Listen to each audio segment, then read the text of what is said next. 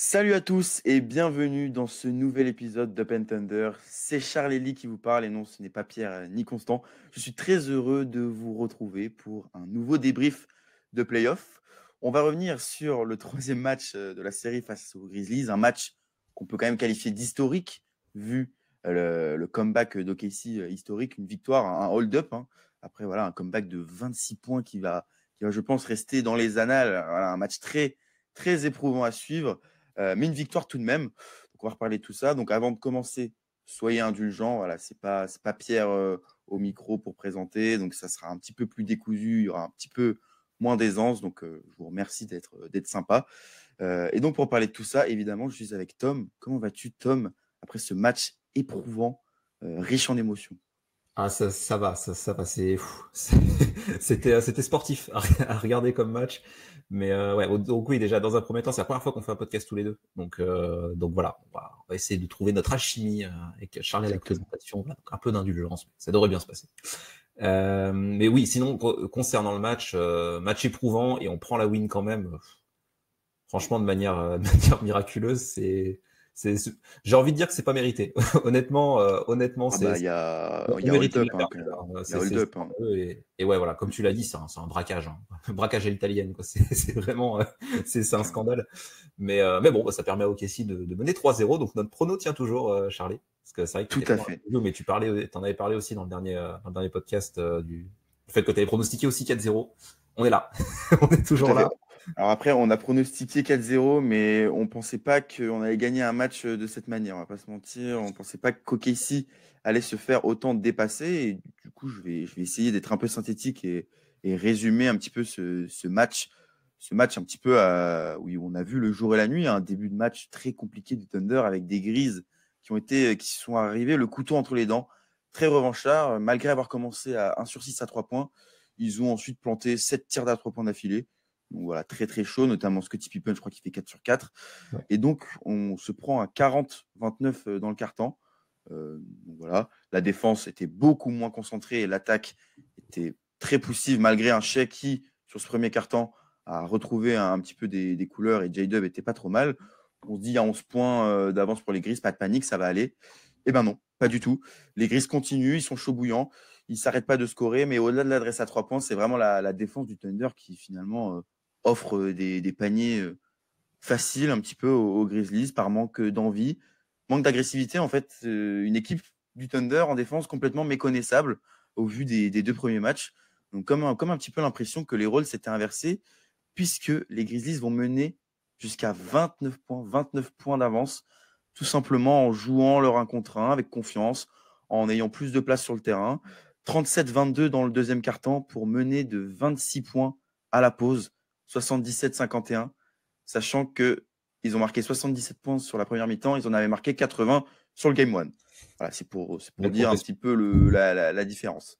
Des Grizzlies qui étaient emmenés par un excellent Ja Morant en première mi-temps, jusqu'à la fin du deuxième quart-temps, où, juste avant la mi-temps, justement, il va faire une vilaine chute sur une action en contre-attaque où Lou Dort le percute en plein vol, il retombe sur la hanche et va sortir et ne va tout simplement pas revenir. Donc voilà, une image qui a fait parler et qui a un petit peu fait le tour sur les réseaux.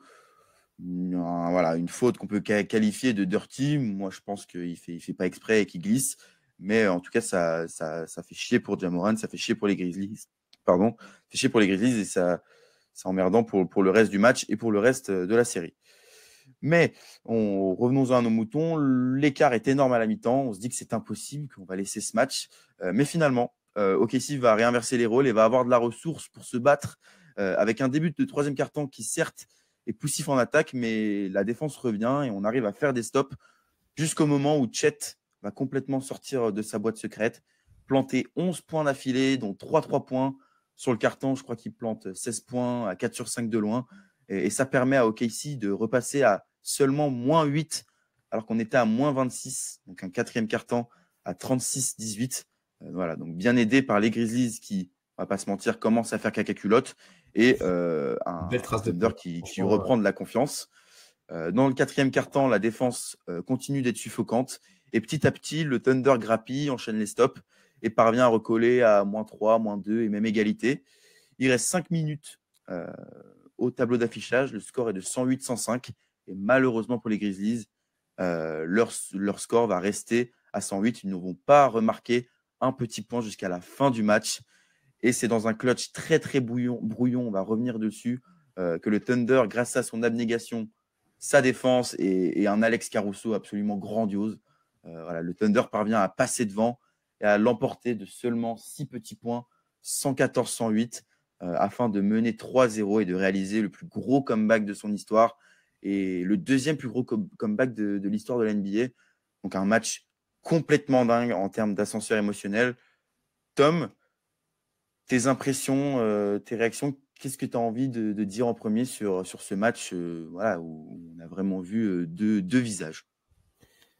C'est le genre de match où quand tu regardes la première mi-temps, il y a tous les ingrédients pour qu'OKC perde le match. Tout ce qu'on avait dit, c'est l'adresse, les joueurs qui sont pas dedans, personne met rien, ça défend pas, les stars adverses sont en forme. T'as même Scottie Pippen Jr. qui fait la mi-temps de sa vie, il est phénoménal.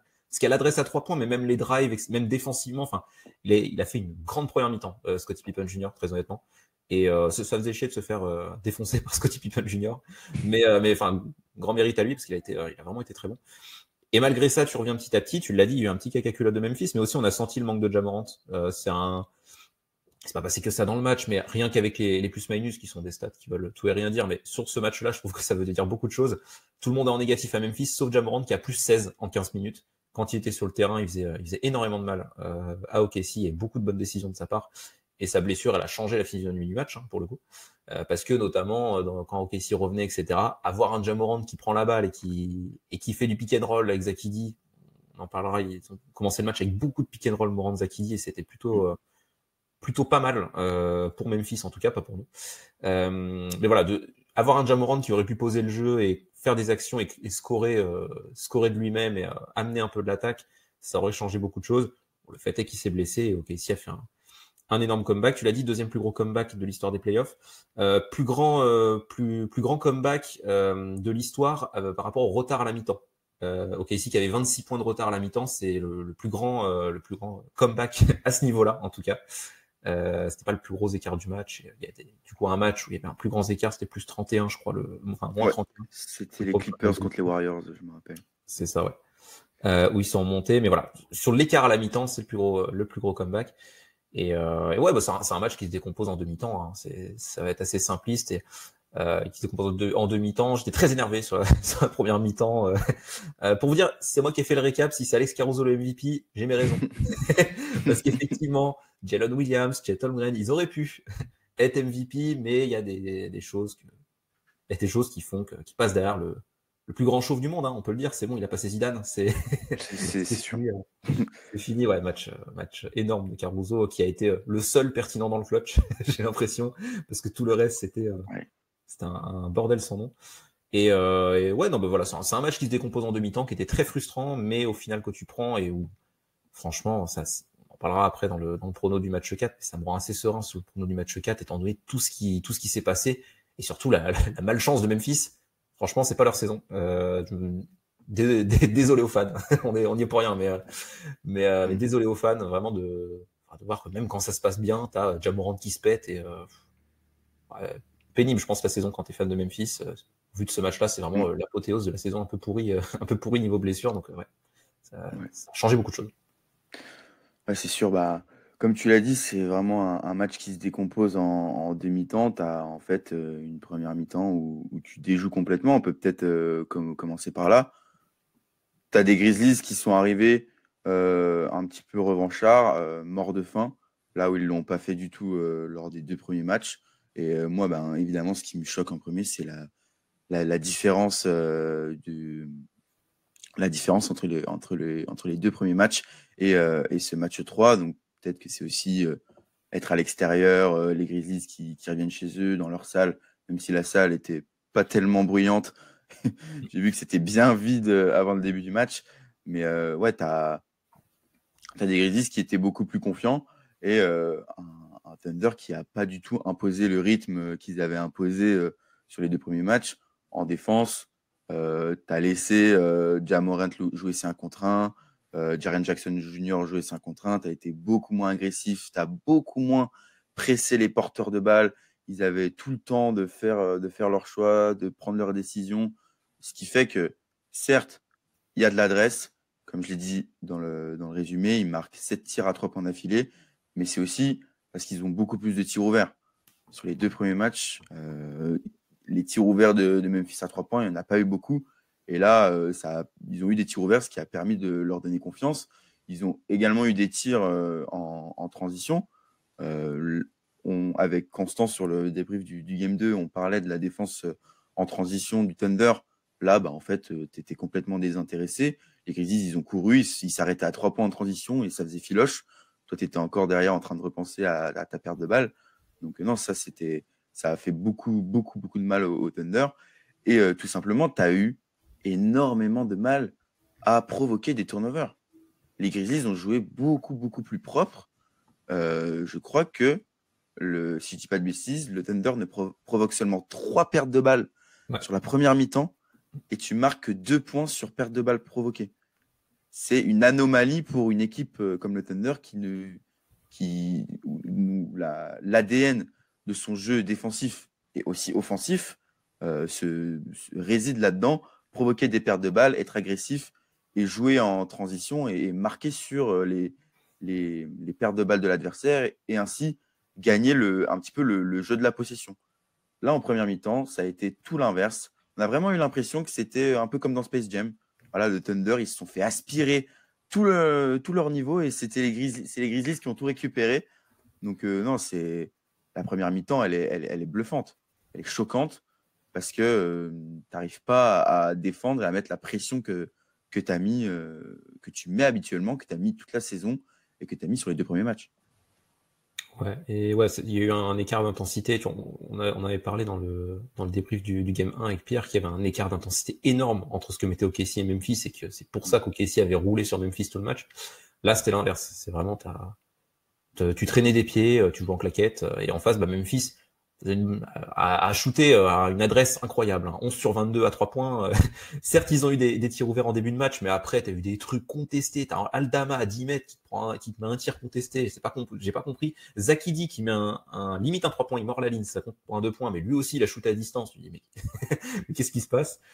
Mais oui, ça s'est surtout fait surtout mis en place avec ce manque d'intensité où vraiment, ok, si en attaque, ça se passait pas très bien et on en parlera aussi après, mais défensivement, t'as pas fait grand-chose. T'as créé très peu de points en transition et on sait qu'OKC capitalise beaucoup là-dessus.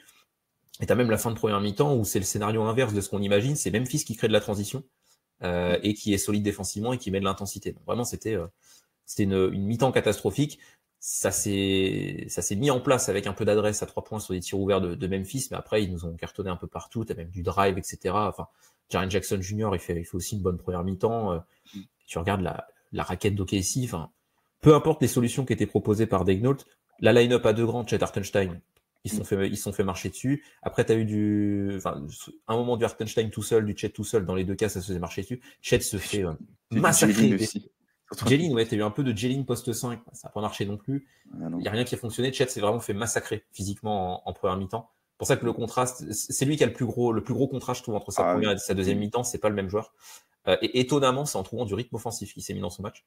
Mais ouais, dans sa première mi-temps, il est catastrophique. Hartenstein aussi. Il y a rien qui va. Il y a des fautes à la con aussi, notamment de Chef. Vraiment, c'est une première mi-temps défensivement qui est indigne de ce que fait OKC, pour le coup. Et voilà, le seul moment où tu as eu un peu d'intensité, c'est quand tu as Caruso, Kayson qui rentre, là, qui te mettent un peu de pression sur le porteur, etc. Mais c'était assez pas suffisant, quoi. Et encore, Caruso, il s'est fait manger par Ja.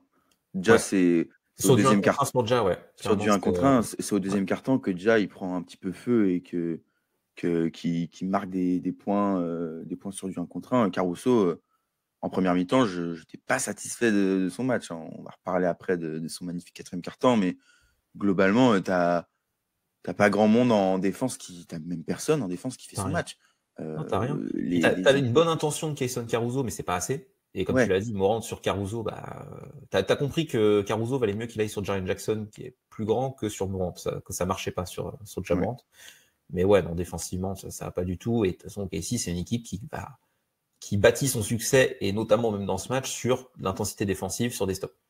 C'est la première chose qu'il faut faire. T'es une top attaque parce que tu crées, comme je disais, notamment de la transition, etc. Donc là, ça s'est mal passé. T'as même pas trop réussi à défendre Zakidi sur certains pick and roll. Je trouve qu'il a fait une bonne première mi-temps, Zakidi. Enfin voilà, c'était catastrophique, hein. Pour le coup, on peut le dire. En plus, on était dans un match WrestleMania où les arbitres Ouais, ils sifflaient de manière un peu aléatoire. ouais, c'est sûr. T'as Jaren Jackson Jr. au moment où il sort son bras, il pousse Chet, pas de coup de sifflet. T'as des trucs, la faute de Mm. Dort sur Morant, on en reparlera aussi. Il y a eu que faute classique et pas de faute flagrante. C'est quand même assez lunaire pour le coup de Non, voir c'est ça. vrai. Ils se sont repris à un moment donné. Alors je crois que c'est en fin de première mi-temps. Non, c'est peut-être au début du troisième quart où Scottie Pippen il met un coup de pied dans les couilles d'Hartenstein et où là Ouais, ils ont ouais, mis ouais, en il avance. monte, ouais, ouais, c'est Ils montent pied en avant vraiment. au début de troisième quart-temps, ouais, ouais, il Je crois monte que c'est vraiment début de le troisième pied quart. Ouais. en avant. Ouais, ouais, c'est... C'est vrai que les arbitres ont eu des galères aussi, mais c'est pas ça qui faisait qu'OKC était mené de 26 points, hein, pour le coup. Hein. Non. Memphis a mis beaucoup plus d'intensité et effectivement, peu importe ce qui était proposé par Mark Daigneault, tu sentais que l'équipe était pas du tout dedans et que ça, voilà, que ça marchait pas du tout. Donc ouais, c'est une première mi-temps très frustrante et mauvaise, hein, pour le coup. OKC, c'est une Ouais, des pires mi-temps de la saison. Hein. en fait, comme je le disais, tu es vraiment méconnaissable. Là où toute la saison, c'est toi qui as imposé le rythme par ta défense et par tes points en transition et ton attaque qui tourne de manière générale plutôt bien. Là, en fait, c'est les Grizzlies qui ont mis le rythme et toi, tu as complètement subi.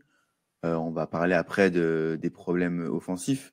Mais voilà, comme on l'a dit, pour trouver du rythme en attaque, il faut être impliqué en défense. Et en fait, je comprends même pas comment c'est possible de changer comme ça de mindset par rapport aux deux premiers matchs. On louait le fait que OKC voilà, était en mode abattre l'ennemi, on va dire. C'est ça. Était prêt à rouler sur tout le monde. Ben, à la fin de la première mi-temps, on se sentait bien con, surtout que nous deux, on était vraiment les premiers à dire que les Grizzlies avaient vraiment pas trop de solutions face à la défense d'OKC, qu'ils n'avaient pas trop le personnel, que même si on avait vu quelques flashs sur le game 2, ben, c'était pas suffisant. En fait, tu as le game 1 où ben, Game One, t'as c'est rien vu lunaire. de Hein. l'attaque. Le game 1, t'as rien vu de l'attaque des Grizzlies, donc c'était sûrement une anomalie. Les Grizzlies n'étaient vraiment pas dedans et le Thunder a vraiment voulu taper du poing sur la table. Tu as le game 2 où tu as les Grizzlies sur le troisième quart-temps notamment qui réussissent à montrer quelque chose en un contre un, etc. Et là, tu as le game 3 où sur toute une mi-temps, tu te fais complètement dépasser par l'attaque des Grizzlies et tu n'arrives pas à imposer ton rythme. Ouais, non, en plus, t'as eu j'avais l'impression que c'était le dernier clou sur le cercueil quand t'as 74-51 et t'as un tir en fin de possession buzzer beater dans la mi-temps de Luke Ouais. Kennard, ficelle, je fais, non, mais. Non, mais Il y a quand même un moment où les mecs, ils shootaient n'importe comment, ça rentrait, hein. cette C'était, action, lunaire. elle est vraiment, elle est vraiment représentative Ah, c'est ça, hein. de la première mi-temps. En fait, t'as, je crois, Shea qui force un tir, qui perd la balle ou qui rate. Il perd la balle, je crois, Euh, hein, sur cette action-là. ça récupère la balle et on revient pas vraiment on fait pas vraiment le repli défensif et t'as Kennard tout seul qui tire à 3 points et qui fait filoche. Ouais. Donc Le, voilà. le repli, le repli défensif, c'est limite le plus choquant entre la première et la deuxième mi-temps. Parce que deuxième mi-temps, Ouais, t'as quand même des ouais. séquences en crabe de Lugensdorf qui défend la moitié du terrain en crabe. Il suit son mec, il le lâche plus, et là tu dis, bah voilà, merci, enfin. En première mi-temps, t'as pas eu une séquence comme ça. C'était aucune intensité, rien du tout. Donc ouais, c'était. Voilà. De toute façon, c'est défensivement que tu t'es mis dans le creux, parce qu'on peut revenir à l'attaque après. Ouais, L'attaque, ouais. tu fais pas une bonne première mi-temps offensivement. Hein. On va pas non plus. Tu fais pas un bon exagérer, mais match offensivement de manière ouais, générale de toute façon. la Ah, deuxième mi-temps, tu trouves du rythme, mais c'est La de deuxième l'adresse que mi-temps, tu la deuxième t'es. mi-temps est meilleure parce que tu trouves de l'adresse. En Ouais. première mi-temps, bah voilà, on va du coup enchaîner sur le côté offensif de la première mi-temps. En attaque, t'es complètement pétrifié, tu n'arrives pas à jouer. Déjà, t'as pas l'adresse. Je vais retrouver l'adresse sur la T'es à 4 sur première 18 à mi-temps. 3 points. Tu es à Sur la 4 première sur mi-temps. 18 à 3 points.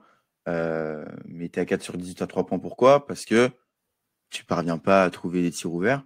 Là où sur ce qu'on a vu jusqu'à maintenant face à ces Grizzlies, tu arrivais toujours à trouver des 3 points ouverts sur du drive, du kick-out, de l'extra pass. Tu arrivais à trouver tes role-players, tes shooters ouverts. Là, les tirs qu'on prend, c'est un petit peu les tirs que prenaient les Grizzlies sur le Game 1 et le Game 2. Je suis désolé, on en prend vraiment des casse-croûtes en fin de possession. On en prend aussi en début de possession parce que l'attaque est complètement statique. On n'arrive pas à trouver du mouvement. Donc non, l'attaque ne nous a pas du tout permis de nous mettre dans le match, là où, du coup, on l'a dit, en défense, on n'arrivait pas non plus à se mettre dans le match. Et en fait, on n'a pas revu en attaque ce qui avait fait nos forces. Donc, comme j'ai dit, le mouvement de balle, mais on a fait vraiment que de l'ISO, des tirs forcés, des tirs casse-croûte, des pertes de balles. Et en fait, on n'a pas revu, par exemple, beaucoup plus de pick and roll, notamment sur Zakidi, qu'on a beaucoup ciblé. Là, on l'a beaucoup moins vu. On a beaucoup moins vu Hartenstein en hub et ses passes en backdoor, etc. Hartenstein, en attaque, il a été inexistant sur tout le match, mais surtout en première mi-temps.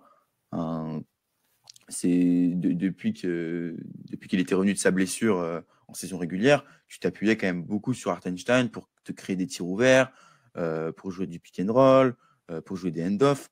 Là, tu n'en as quasiment pas vu et tu n'as pas ciblé Idy comme tu l'as fait sur les premiers matchs. Tu n'as pas non plus ciblé un Kennard là où on l'avait fait avec J-Dub, Wiggins sur les premiers matchs. Tu n'as d'ailleurs pas vu Wiggins.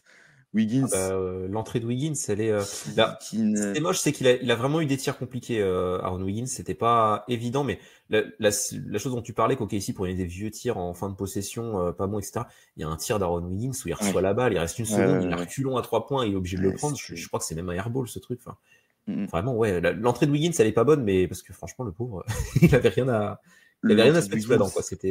Wiggins, c'est pas bonne, mais malheureusement, on va pas le revoir. Il va jouer que 6 minutes, le pauvre. On pourra reparler un petit peu de choix. Bon, au final, on gagne le match. Donc, on fait un énorme retour. Donc, on va pas se plaindre. Mais pour débloquer l'attaque, je pense que Wiggins t'a apporté quand même pas mal de certitudes sur tout le long de la saison. Un joueur on t'a apporté des certitudes sur le fait qu'il pouvait t'apporter de la création. Et là, on n'a pas essayé sur lui. Bon, au final, ça a été, mais c'est quand même un choix spécial. Mais voilà, comme je l'ai dit, l'utilisation des deux intérieurs qui nous avaient plu sur les premiers matchs, on n'a rien vu en fait en attaque. On n'a pas vu grand-chose à part de l'ISO. Shai qui, on reparlera un petit peu individuellement de son match, qui en première mi-temps s'est quand même remis en rythme. Tu as aussi un J-Dub qui sauve un peu les meubles sur le second quart-temps, qui marque 10 points. Il joue tout seul en fait. Il joue tout seul. Il essaie de faire de son mieux en créant du tir. Mais non, la première mi-temps et le match de manière générale, on parlera après de la deuxième mi-temps où tu retrouves de l'adresse. C'est compliqué parce que tu n'arrives pas à créer des points en transition, mais parce que tu n'arrives pas à créer des points sur jeu placé, ce qui est quand même un problème. Ouais, déjà oui, tu crées pas de transition et je pense que c'est pour ça que Wiggins n'a pas été mis en deuxième mi-temps. C'est que la priorité pour Mark Daigneault, j'ai l'impression, c'était de retrouver de la défense parce qu'il y avait, c'était une catastrophe et t'as retrouvé de la défense. Du coup, tu t'es créé des paniers faciles en attaque et t'as retrouvé du rythme. Il l'a fait un peu comme ça et ça a marché pour le coup. Mais c'est vrai que oui, son utilisation en première mi-temps était pas bonne. Il y a eu 2 minutes d'AJ Mitchell aussi pour essayer. Je trouve que Daigneault a tenté des choses quand même au niveau du coaching parce que le premier entrant, c'est Isaiah Joe à la place de Chet, qui était pas bon du tout, Chet, et Joe t'a apporté du spacing. Le match d'Isaiah Joe est plutôt bon, honnêtement, il a vraiment fait du bien là-dessus. Alors que les end-off avec Hartenstein, hormis le premier tir, le premier 3 points d'OKC qui arrive au bout de 6 minutes, hein. Pour vous dire à quel point il n'y avait pas d'adresse, il a fallu attendre 6 minutes pour le premier 3 points d'OKC qui rentre. C'était un end-off Hartenstein et Isaiah Joe pour le coup, c'est le seul qu'on a vu efficace du match. Mais malgré ça, Isaiah Joe, malgré la méforme d'Hartenstein, et tu l'as dit, Hartenstein fait vraiment pas un bon match, et en seconde mi-temps, on le voit assez peu. Il start la deuxième mi-temps et il joue même pas 10 minutes, hein, je crois. En deuxième mi-temps, il joue une vingtaine de minutes sur le match, parce qu'il n'a pas été performant, mais malgré ça, Isaiah Joe a fait un plutôt bon match.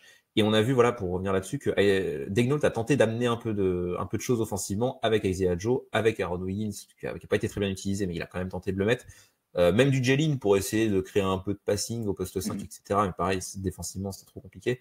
Et surtout avec les 2 minutes d'AJ Mitchell où j'ai l'impression qu'il voulait amener un peu de tenue de balle, etc. Et un ball handler en plus pour essayer de créer de l'attaque sur demi-terrain parce que tu n'arrivais pas à te créer tes situations de transition pour le coup.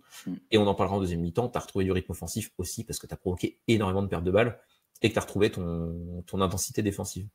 Mais voilà, offensivement, c'est vrai qu'il s'est pas passé grand-chose, hormis des ISO de Shea et J-Dub. C'est pour ça que je trouve le match de Shea pas mal, pas exceptionnel. C'est pas du grand Shea Gilgeous-Alexander, mais pas mal. Parce que franchement, en première mi-temps, J-Dub fait un vrai bon match pour le coup.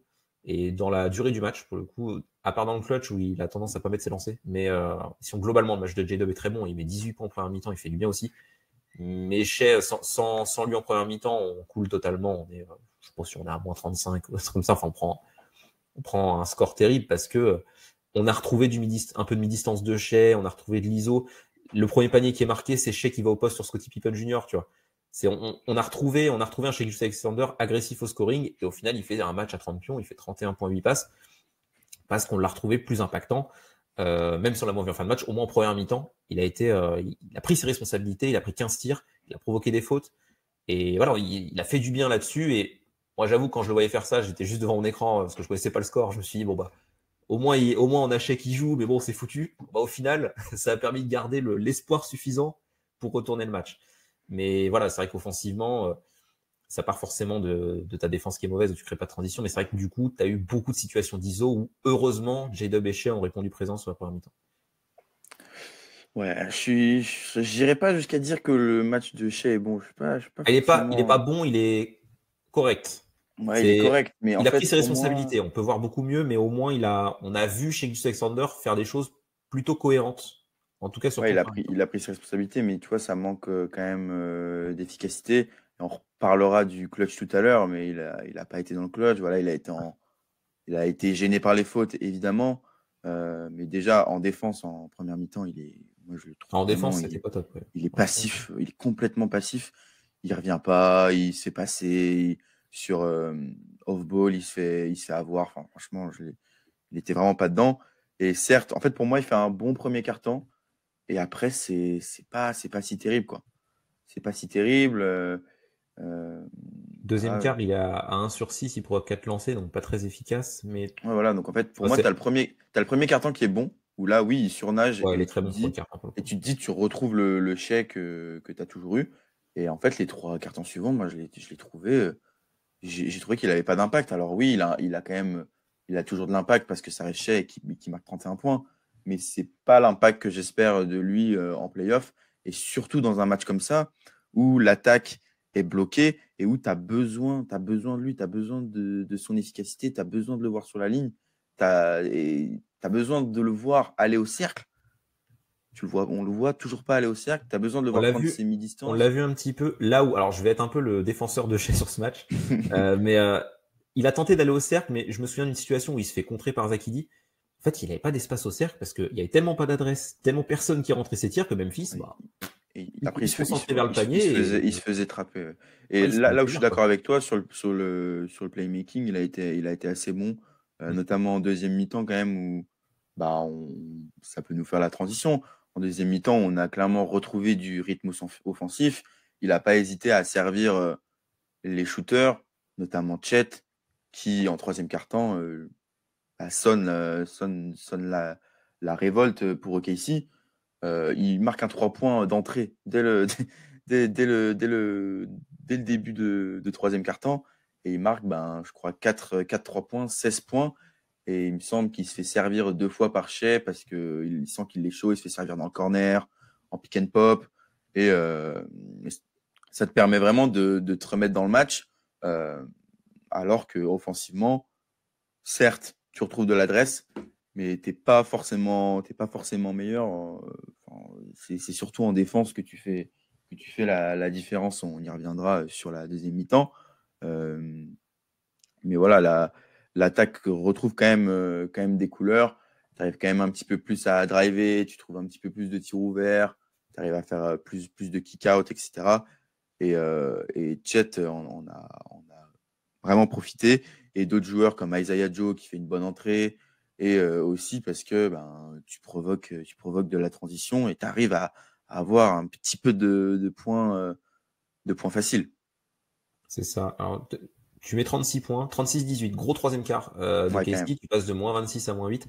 Alors, c'est vrai que du coup, je peux revenir quand même juste avant sur la fin de second quart-temps où la blessure de Ja Morant, c'est le tournant du match parce que Bah oui. tu sens que ça perd un peu de momentum. Alors, tournant du match, il y a ça. Il y a aussi le fait que les arbitres ont arrêté de siffler comme au catch. Parce que tu vois une des premières séquences de troisième quart-temps où Jaren Jackson Jr. met un coup de coude à Hartenstein et là, il siffle la faute offensive. Je me dis, mais non.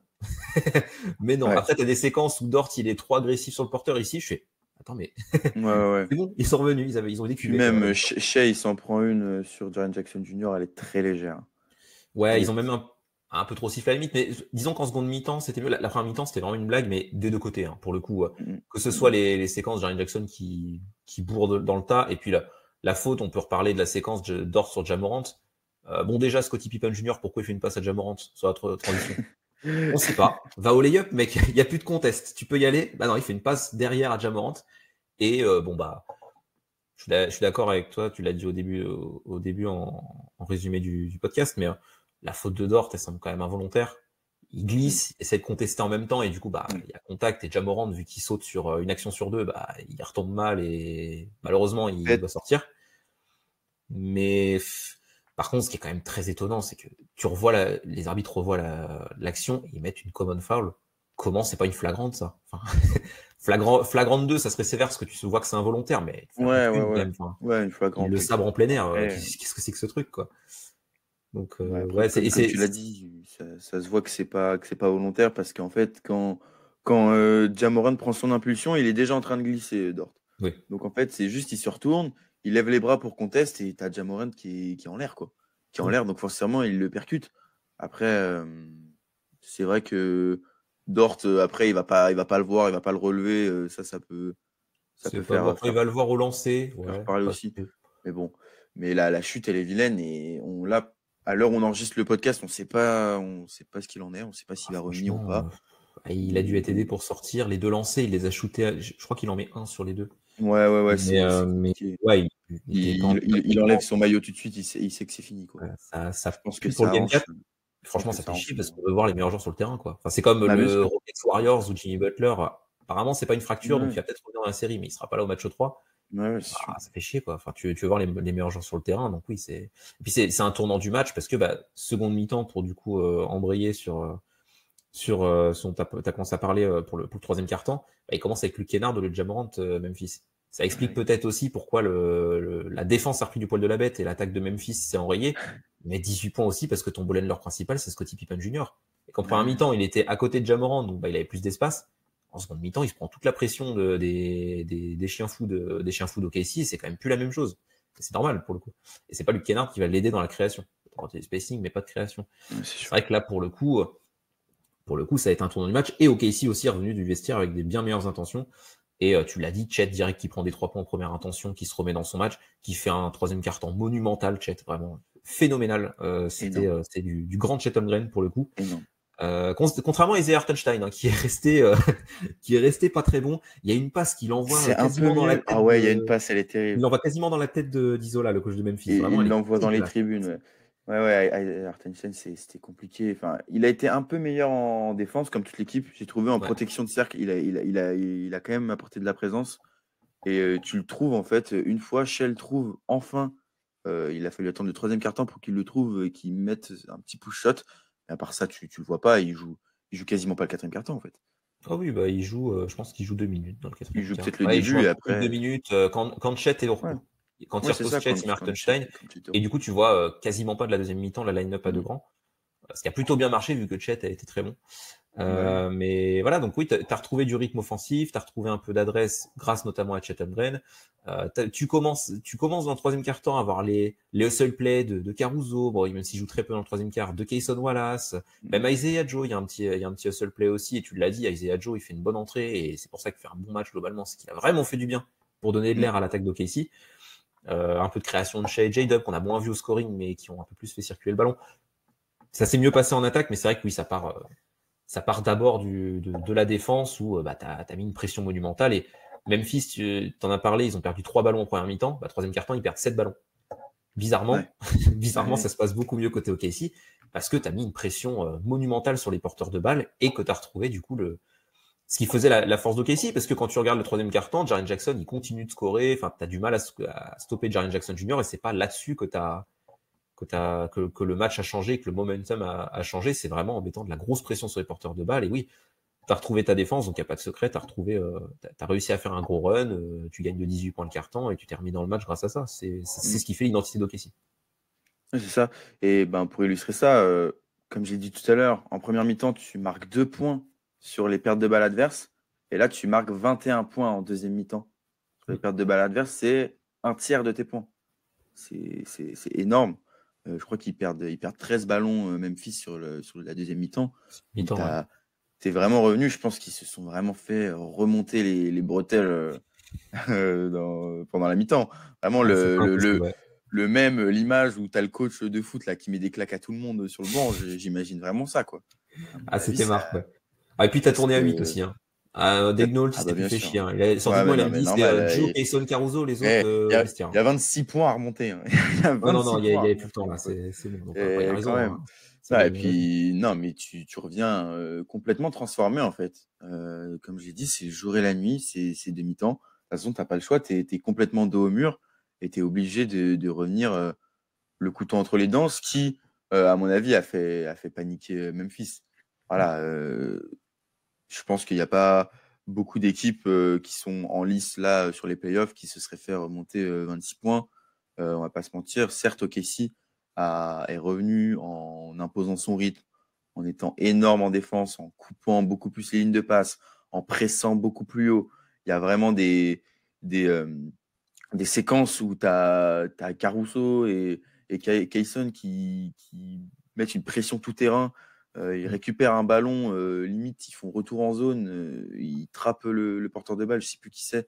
Ah, mais t'as un moment dans le match, je crois que c'est fin de troisième quart, où Memphis, dès qu'ils arrivent à la ligne médiane, il y a 3 ou 4 joueurs d'OKC qui montent, souvent Kayson Caruso sur le porteur de balle, c'est ça. Et ils n'arrivent pas à s'en sortir, quoi. Et c'est là où tu vois où ils sont obligés de demander time-out et tout, enfin, c'est abusé. Exactement. Et c'est là où tu vois que l'absence de Ja Morant leur fait beaucoup de mal, c'est que sans lui, c'est plus de solution. Desmond Bane fait un match catastrophique encore.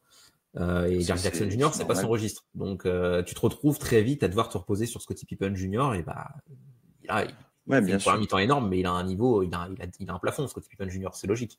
Donc, mais au-delà de ça, même s'il y avait eu Ja Morant, je pense que ça aurait été un tout autre scénario.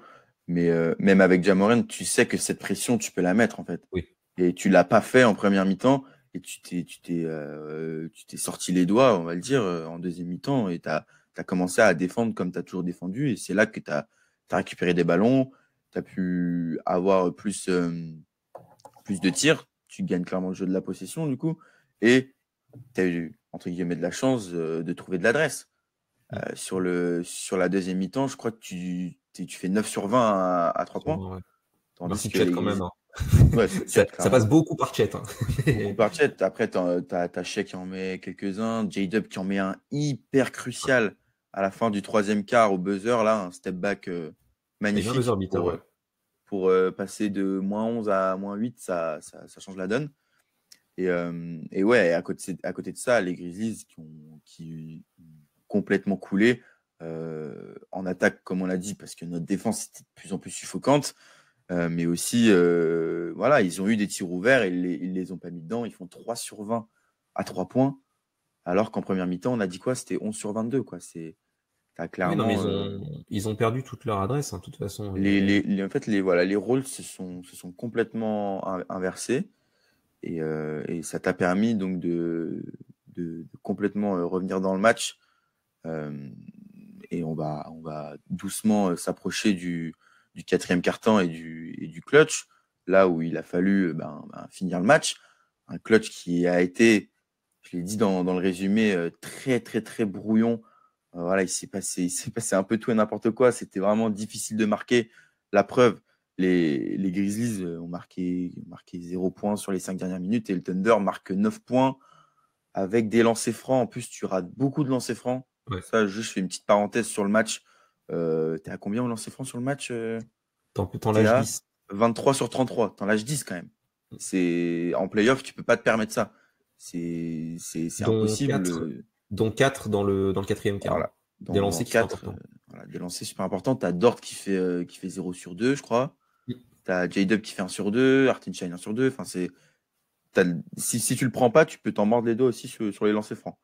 Mais voilà, un clutch où Alex Caruso, tu vas en parler, a été absolument énorme. Le Thunder a été énorme, a fait énormément de deflections. T'en as plein où on récupère même pas le ballon, où la balle elle part en touche, où on repère la balle derrière, donc ça compte même pas comme un turnover, mais ça te coupe toutes les actions. Et Memphis peut pas développer une attaque, est obligé de prendre des tirs compliqués. Ils ont eu des tirs ouvertes où ils les ont ratés. Bonjour Conchar, hein, d'ailleurs. Mais non, en fait, tu as Caruso qui, sur les 2 dernières minutes, te pique 2 ballons, va te marquer un lay-up en transition, fait des gros close-out. Enfin, il est partout. Donc, tu remportes ce match vraiment grâce à lui. Ouais, non, phénoménal. Franchement, tu vois les stats de deflection, c'est vrai que je les ai pas regardés parce que sur le match 2, il y avait eu 8 deflections de Caruso et 8 de Memphis en tout. J'avais bien aimé la stat. Je crois qu'il doit être à 7-8. Il est à 7. Il est à 7, voilà. Comme Scottie Pippen Jr. Scottie Pippen Jr. en première mi-temps qu'on a provoqué beaucoup. Ça s'est moins vu en deuxième mi-temps, mais du coup, qui a été très bon, on en a parlé, mais très très bon match Scottie Pippen Jr. Et voilà, 7 deflections de Caruso, t'en as 5 de Kayson, 5 de Dort aussi, hein, qui ont quand même eu de l'impact là-dessus. Dort qui quand même dans le clutch fait un très gros match. Hein. Ouais, son match au global est pas incroyable, mais c'est vrai que dans le clutch, il a été. En fait, Dort, il a pas pesé offensivement, il marque 0 points, je crois. Si, 2 points. Score, je crois. 2 points. 2 points. Voilà. Ah oui, sur la passe de Shai à l'intérieur. Il prend le contact, ouais. Mais il a quasiment pas pris de 3 points. Après, en défense, en première mi-temps, on l'a pas vu. Mais là où il m'a impressionné, c'est quand même dans le clutch. Enfin, t'as sur Zakidi, sur l'entre-deux, il provoque une faute offensive. Donc là, Zakidi, c'est un rookie. C'est vraiment, il nous l'offre. Et Memphis, sur le clutch, a vraiment très mal joué. Il nous a offert beaucoup de tirs, beaucoup de balles perdues, etc. Mais Dort, il la joue bien. On le voit au début. Tu as vraiment Eddy qui laisse passer son coup. Tu as Dort qui essaye de le pousser. Et au moment où il lance la balle, il floppe. Enfin, il le touche, mais il la joue super bien. Et ça te permet de récupérer la balle. Elle est quand même très légère, la faute. Hein. Ouais, elle est très légère. Franchement, pour le coup, on parlait des coups de sifflet. En deuxième mi-temps, ça sifflait quand même un peu plus facilement. Vraiment. Et même, il fait une interception dans le clutch, donc il a vraiment fait du bien. Ouais. Mais t'as un Caruso qui est énorme. Énorme. Monumental. Très, très grand Alex Caruso, roi des chauves. Bravo, monsieur. Très, très fort. Mais j'aimerais bien parler aussi de la gestion des fautes. On a parlé un peu avec Dort aussi. T'as parlé de la prestation de Dort. C'est vrai que Dort, il y a pas mal de fautes un peu à la con en première mi-temps. Et t'as 3 joueurs d'OKC qui sont en problème de faute, en fait, quand on entame le 4e quart. T'as Hartenstein, du coup, qui a quasiment pas joué, qui est à 4 fautes. Dort qui a 4 fautes. Il sort pas, du coup, il gère plutôt bien ses fautes. Et qui a 3 fautes, pardon. Il prend la 4e dans le 4e quart. Et t'as Shai a joué 8 minutes avec ses 5 fautes. Alors qu'il prend sa 5e faute de manière très bête sur Zakidi. Franchement, elle était très évitable, cette faute. Mais par contre, j'ai bien aimé aussi, on dirait que j'ai mis Shai MVP, pas du tout. Mais j'ai bien aimé sa manière de gérer ses 5 fautes. Il y a notamment quelques séquences où tu vois que Memphis essaye d'attaquer Shai et où il défend plutôt bien là-dessus. On l'a vu en défense sur Santi Aldama, plutôt propre. Et plutôt bien le contenir. Alors, et puis t'as la dernière action où il fait le contest sur... c'est sur Kennard, il me semble. Sur Kennard, ouais. C'est Kennard qui va au cercle, il fait un gros contest et après ça ressort à 3 points pour Conchar. T'as Caruso qui lui fonce dessus et il tire et après Caruso finit au cercle en transition. Ouais. Mais oui, Shai, c'est... Moi, justement, on parle du clutch, j'ai envie de parler du clutch de Shai où en fait le clutch, tu le gagnes en défense. T'es énorme en défense, tu prends 0 points en 5 minutes. Même si les Grizzlies se chient dessus, t'es exceptionnel. Et en attaque, t'as pas un Shai ni un J-Dub d'ailleurs, qui arrive à tirer leur épingle du jeu et à close the game. Shai, au début du 4e quart-temps, il te marque quelques points. Et après, c'est perte de balle sur perte de balle, tir manqué, tir forcé sur tir forcé. Donc c'est un peu là où, dans un match comme ça, où tu reviens, Shai, il doit te plier l'affaire. Il doit, même s'il marque 31 points, il doit avoir plus d'efficacité et monter jusqu'à 40 et tout simplement. Il doit être meilleur dans le scoring, ça je suis d'accord. Il doit être plus impactant. En fait. On a parlé de sa défense. Aldama, Conchar, il a vraiment été déterminant là-dedans. C'est vrai que oui, au scoring, par contre, c'est là où on peut pas dire que Shai a fait un bon match non plus, que c'est pas un match correct, mais pas bon. C'est que oui, dans le clutch, ça s'est beaucoup joué sur la défense, en fait, et sur aussi le fameux caca-culotte dont on parlait de Memphis.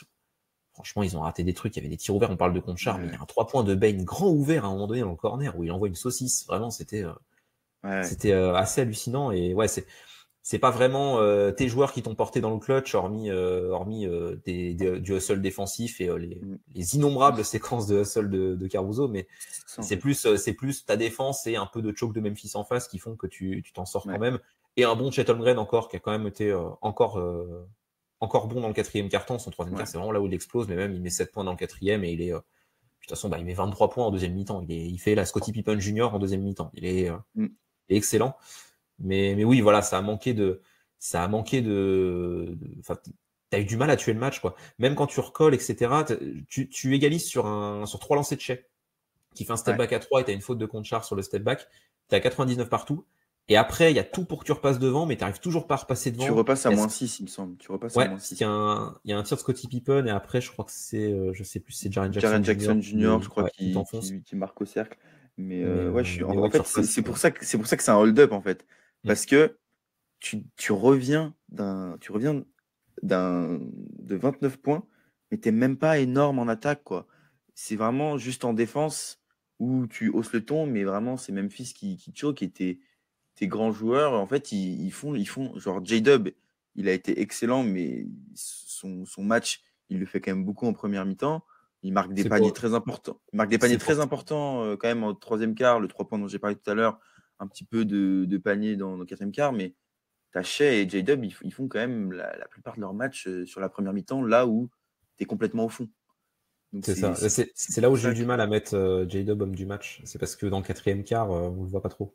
Il n'y a Ouais, pas c'est ça. takeover. Parce qu'on parle de Shea, évidemment que Shea aurait dû takeover, mais J-Dub, ouais, il était un peu transparent dans ce quatrième quart-temps offensivement Ouais, aussi. Il mais prend que 2 tirs, tu vois.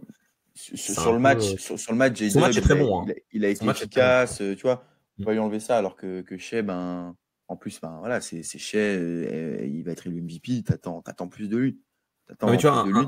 un sidekick, il a le droit de prendre le relais aussi, tu vois. Là, c'est pour ça, Ouais. le clutch, c'est beaucoup joué sur Chet Holmgren, Alex Caruso et de l'intensité Mm. défensive. Pour le Ouais, coup, c'est ça, sûr. c'est pas mal joué là-dessus. Et effectivement, à 99 partout, tu n'arrives pas à repasser devant. Et Chet égalise à 108 partout. C'est pour ça qu'il est important. C'est quand tu prends ton run, etc., tu es un peu galère. Bah, il y a -3, bam, gros 3 points. Il égalise aussi. Et si tu veux, je peux faire la liste de ce qui s'est passé après pour montrer qu'OKC, on a bien chié pour finir le match quand même. T'as J-Dub qui a des lancers sur une possession où il va au cercle. C'est une possession pourrie où il reçoit la balle à 45 à gauche. Il y a genre 4 secondes. Il fonce au cercle. Il arrive sur ses teardrops là, en pleine course à choper des lancers. Il fait 1 sur 2. Première fois qu'OKC prend le lead, 109-108. C'est la première fois du match. Après, t'as Bane qui rate un tir ouvert de manière un peu hallucinante. Après, t'as Aldama qui fait faute sur cette action-là, au rebond offensif sur Chet. Chet met ses 2 lancers. C'est ça que je dis que Chet a fait une grosse deuxième mi-temps, c'est que même là-dessus, c'est peut-être le seul qui a mis ses lancers, pour le coup. Après, t'as le fameux, dont on a parlé, le hustle de Caruso sur Scottie Pippen Jr., où au final, ça finit en entre-deux, entre Dort et Idi. Faute offensive de Zach Edey très sympathique sur Lugensdort, sauf que Dort met pas ses lancers. Donc t'es toujours à +3 alors que tu te dis c'est bon, on peut prendre de l'air, un peu plus d'une possession d'avance. Bah non, 2 bricasses au lancer. Après, tu as cette séquence de Kennard qui est bien défendue par Shea, où Shea prend pas sa 6e faute, c'est très bien. Et tu as la balle qui ressort sur Conchar, qui envoie une saucisse à 3 points, et Caruso va finir en transition après +5. Et c'est là, du coup, il reste 19 secondes, et bah, +5, là c'est bon, tu as enfin réussi à prendre de l'avance, mais il t'a fallu 3-4 possessions et 3-4 actions pour scorer pour enfin prendre de l'avance. Et après, tu finis encore sur une brique de Bane, un lancer de Caruso, et ça gagne. Mais oui, OKC s'en sort, mais en étant l'équipe la moins nulle dans le clutch, quoi. C'est plus ça plutôt qu'en étant toi-même clutch. Ouais. C'est ça. Ben voilà, comme on l'a dit, OKC a vraiment, de manière générale, pas fourni la performance qu'on attendait. J'ai envie de te lancer un petit peu, maintenant qu'on a débriefé un petit peu le match. Est-ce qu'on doit s'inquiéter après cette rencontre, notamment du visage qu'on a montré en première mi-temps? Quelle leçon est-ce qu'on doit tirer de ce match? Est-ce qu'on s'est, je sais pas, est-ce qu'on s'est pas vu trop grand? Qu'est-ce que tu as envie de dire là-dessus? Bah, qu'il faudra pas faire ça contre les Clippers, déjà. Parce que eux, pour le coup, ils vont t'enfoncer complet, tu ressortiras pas. Les Clippers ou les Nuggets, hein, attention, c'est pas Ouais, fini. j'avais pronostiqué Nuggets dans mon bracket, mais je C'est pas t'avoue que le fini. match de 3, là, C'est pas fini. oula, ça sent pas très bon pour les Nuggets. Après, il y a que 2, hein, on sait jamais, mais les Clippers ont l'air quand même assez solides. Mm-hmm. Mais enfin, faudra pas, que ce soit Nuggets ou Clippers, si tu fais ça, tu te prends -30, -40, et après tu remonteras pas à -30, -40 pour le coup. Parce que, on va être honnête, Memphis, c'est quand même l'équipe la plus faible de l'Ouest en playoff. Des playoffs complets, je sais pas, parce que Orlando, c'est quand même pas terrible non plus. Orlando, tu sens qu'offensivement, c'est très, très, très compliqué.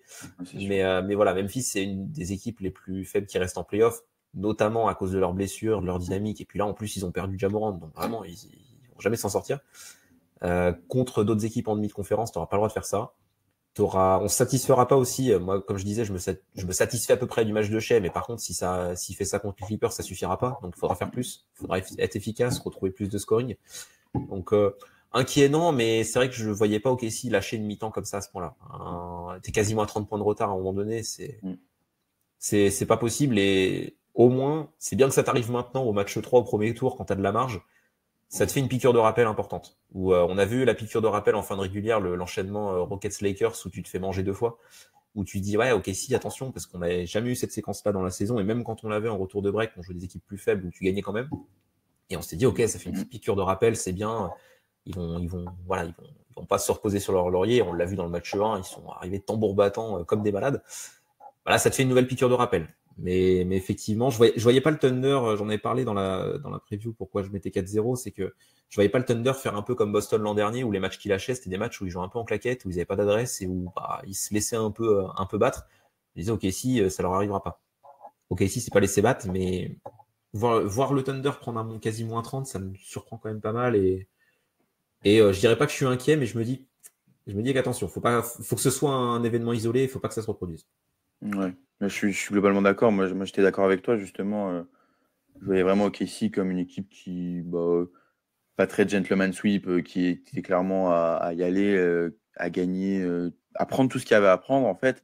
Et j'avoue que là, la première mi-temps m'a un petit peu fait démentir. Je pensais pas qu'OKC était capable d'autant se relâcher. Et je pense que, comme tu le dis, faut que ce soit, faut que ça leur fasse une piqûre de rappel parce que, comme tu le dis, on est arrivé au Game 1 complètement affamé. Et sur ce Game 3, on est un petit peu peut-être arrivé la fleur au fusil en se disant voilà, qu'on avait gagné les 2 premiers matchs et que ça allait le faire tranquille. Non, faut vraiment pas qu'on se repose sur nos lauriers parce que, comme tu l'as dit, contre n'importe quel autre adversaire, ce match, on ne le prend jamais. Oui. Et en fait, faut pas qu'on se dise, c'est juste une mi-temps oubliée. Faut se dire qu'il faut pas que ça se reproduise, qu'il faut être à fond tout le temps. Et je vais aller un petit peu plus dans le détail. Là où je vais être un petit peu inquiet, c'est quand même offensivement, parce que j'ai quand même trouvé qu'on a eu du mal à trouver des points ailleurs que sur les pertes de balles. On va rencontrer des équipes qui vont être propres offensivement et on va avoir voilà, la défense de Kessie est excellente, c'est une des plus grosses défenses de l'histoire. On va avoir du mal à provoquer des pertes de balles et du mal à développer du jeu de transition. Et on va devoir aller chercher des points sur du jeu placé. Là où sur ce match contre les Grizzlies, tu as quand même eu du mal. Shai, on l'a dit, il ne fait pas la meilleure performance de sa vie. Hartenstein, on l'a dit, on n'a pas vu son passing game. On a eu du mal à trouver des tirs ouverts. On trouve de l'adresse, mais voilà, c'est grâce à ça qu'on revient. Et le match offensif n'est pas génial. Donc là où j'attends qu'on fasse mieux, c'est offensivement. Et on n'en a pas trop parlé, mais sur la première mi-temps, tu as Shai et J-Dub qui scorent, qui font leur match offensif, mais autour, c'est peanuts. C'est zéro. C'est absolument zéro. Et c'est là où tu attends le plus OKC, en fait. C'est là où tu veux que tes role-players, tu veux qui performent à côté de tes stars. Heureusement, tu as Chet qui se réveille dans le deuxième quart, dans la deuxième mi-temps. Donc là, tu vois un petit peu plus, tu as du Isaiah Joe, etc. Et sur la première mi-temps, tu as les Grizzlies qui mettent une grosse intensité défensive, qui viennent trapper, qui ferment l'accès au cercle. Et donc, tu te retrouves un petit peu sans solution. Donc, voilà, ça peut semer un petit peu le doute. Et j'espère qu'on va montrer un autre visage. Ça peut faire la transition sur le prono, à moins que tu aies envie de rajouter quelque chose. Non, mais c'était surtout pour appuyer ce que tu disais, c'est que même l'adresse que tu as trouvée, c'est pas de l'adresse collective. C'est ça, en fait. C'est pas ce que tu avais dans les 2 premiers matchs, surtout le match 1, évidemment, même le match 2, où collectivement, tu trouvais quelque chose offensivement. Là, c'est des joueurs isolés, Chet, Isaiah Joe, qu'on trouvait de l'adresse notamment, et qui t'ont fait du bien, et c'est venu d'individualité plus que d'un collectif, offensivement. Donc là où je te rejoins, c'est qu'il faut trouver d'autres moyens de scorer que sur de la transition, parce que t'es une équipe qui créera toujours de la transition, je pense. Mais contre certaines équipes, plus le niveau va monter, plus le volume de transition sera plus dur à aller chercher. Donc il faut trouver d'autres moyens et effectivement, oui, que sur demi-terrain, tu fasses le taf. Quand même rassurant de voir J-Dub à ce niveau-là, quand même, parce que là, on est sur 3 matchs dans la série, 3 bons matchs de J-Dub. Je sais pas, il doit être sur, je sais pas s'il doit être, il est peut-être pas à 25 points de moyenne, parce que le match 1, du coup, il doit être à 22-23. Hein. Ouais, voilà, mais il fait vraiment une bonne série. Chet aussi, Ouais. d'ailleurs. Hormis cette première mi-temps, mais sinon. Une première mi-temps horrible, mais après, il se rattrape bien. Mais faut qu'on trouve autre chose que de la transition et de l'isolation, parce qu'en première mi-temps, du coup, on joue beaucoup d'iso. J-Dub et Shai, ils arrivent à scorer un peu. Mais à côté de ça, en fait, il te manque vraiment ce mouvement de balle que tu as pas mal retrouvé sur la saison régulière et sur les 2 premiers matchs. Et c'est ce qui t'a manqué l'année dernière face à Dallas, de toute façon. Ça va encore être le grand défi du Thunder cette année. Ça va être offensivement, réussir à être en rythme, marquer ses tirs, mais surtout créer du mouvement et réussir à trouver des tirs à côté de Shai et à côté de J-Dub, si tant est que J-Dub est bon dans une autre série. Oui, il faut qu'il garde ce niveau-là. Là, ce qui est bien, c'est rassurant, c'est qu'on a 3 matchs de J-Dub en playoff, 3 bons matchs. Non, c'est sûr. Bien. Là, on peut pas se plaindre. C'est ce qu'on attend de lui. Voilà. Maintenant, faut pas faire une pélican. Faut pas qu'au prochain tour, Nuggets ou Clippers, il shoot mal et que ce soit le bad J-Dub où il va impacter juste défensivement. Mais oui, voilà, l'enjeu, comme tu disais, c'est que tes role players aussi rentrent leur tir. Luguensdorf, Jason Wallace, Aaron Wiggins. C'est là dans cette série, c'est pas la meilleure série pour lui, j'ai l'impression, au vu de ce que veut mettre en place Mark Daigneault, mais dans les playoffs, on en aura besoin. Il faut que ces mecs-là aient de l'adresse. Isaiah Joe aussi, même si lui a un niveau de shoot meilleur, donc il sera plus à même, ne serait-ce que d'apporter du spacing rien que par sa présence. Mais oui, voilà, il faut que tu arrives à faire briller tes role players. Et c'est vrai que c'est le premier match où du coup, tu vois des limites évidentes et où il faut rectifier le tir et trouver d'autres solutions. Mais ça passera aussi par un Shai meilleur. Hein. Déjà, si au match 4, Shai, il est injouable, parce que là, il met 31 points, mais c'est pas un grand match de Shai.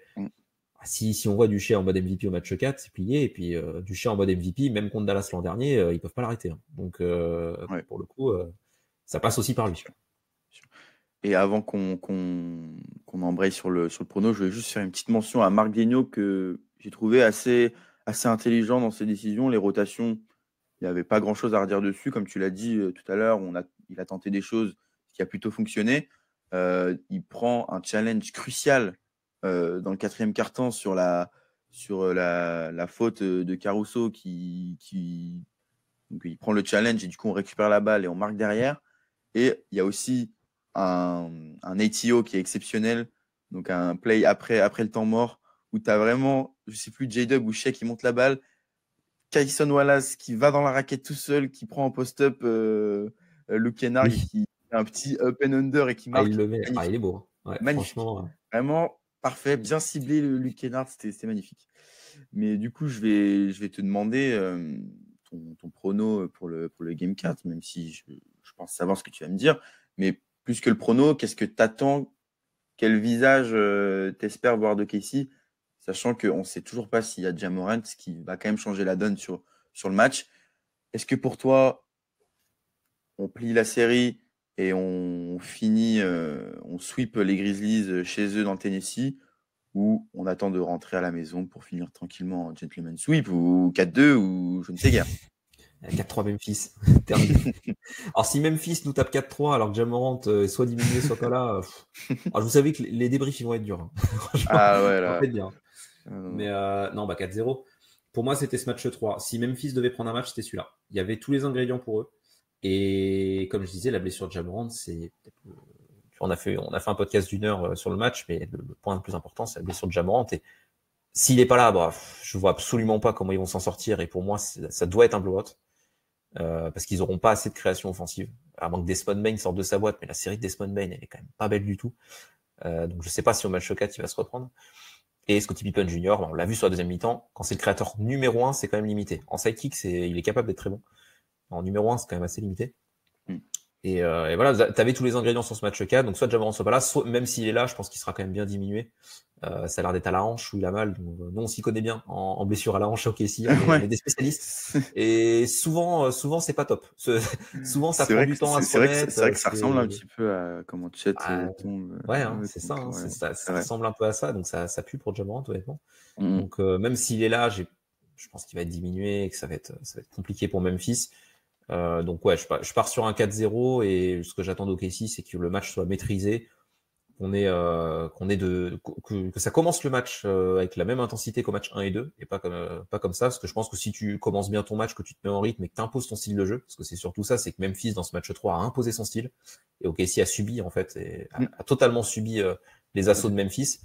Et si on parlait d'arbitrage en premier mi-temps, c'est aussi parce que Memphis a imposé son jeu et on le sait à OKC que quand le Thunder impose son jeu physique, les arbitres ont tendance à moins siffler parce que c'est le mood du match entre guillemets. Là, s'il y a eu des choses, du bully ball de Jaren Jackson qui n'a pas été trop sifflé, c'est aussi parce il est parti tambour battant et que les arbitres sont adaptés un peu au mood du match. Donc voilà, imposer ton style. Si tu imposes ton style, que tu commences bien ton match, pas comment ça pourrait mal se passer. Et évidemment, j'attends que Shai, sans parler qu'il faut 40 points, mais qu'on ait un match dominant de Shai. Que ce soit via le scoring ou la passe, parce que s'il fait un match dominant en mettant 22 points, mais qui distribue et que l'attaque déroule, ça me va très bien. Mais qu'on ait enfin un match où on se dit, ouais, ok, Shai c'est le patron, c'est bien, il est dans ses playoffs, parce que pour l'instant, ce match 3, c'est le meilleur match de Shai, mais c'est pas encore suffisant pour le coup. Ouais, globalement, je te rejoins, je mets aussi 4-0. Tu l'as dit, les Grizzlies, ils ont fait la mi-temps de leur vie sur ce Game 3. J'ai du mal à les voir refaire pareil. Surtout, j'ai du mal à voir OKC les laisser faire la même chose et revenir encore une fois un petit peu la fleur au fusil, à défendre loin, à pas mettre la pression suffisante et à se faire un petit peu manger. Je pense que, on l'a dit de toute façon pendant tout le long du podcast, ça a été quand même la grosse douche froide. Donc, je les vois pas refaire la même chose. Et je pense qu'ils vont finir ça tranquillement. Pas forcément mettre une énorme rouste, mais juste montrer que c'est eux les meilleurs, que c'est eux les patrons et qu'ils peuvent attendre sagement leur futur adversaire et regarder toutes les séries à 1-1, à 2-1 se dérouler C'est vrai qu'à l'Ouest, c'est bien serré. Et prendre bien leur temps. Mais non, voilà. Montrer que c'était une anomalie, on va dire. Espérer que ça ne se reproduise pas. Et tu l'as dit aussi, on attend un bon match de Shai, même s'il ne fait pas le match de sa vie, je ne serai pas encore inquiet, parce que là où je l'attends, c'est dans les grands rendez-vous, ce sera surtout au second tour. Donc voilà, on espère une victoire le plus vite possible pour pouvoir se reposer et pouvoir être en forme sur le second tour. Je pense qu'on a fait le tour. Ouais, je pense que c'est complètement.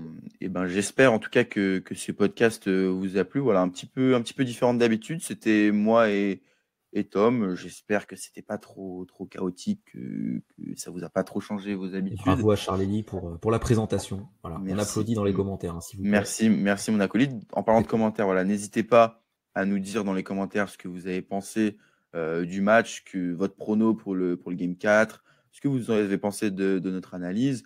N'hésitez pas à vous abonner, voilà, à liker, à aller nous suivre sur Twitter, sur Twitch. Voilà, on est dispo partout. On se retrouve très vite, de toute manière, pour le débrief du Game 4 et pour même d'autres contenus. Et voilà, prenez soin de vous. Salut.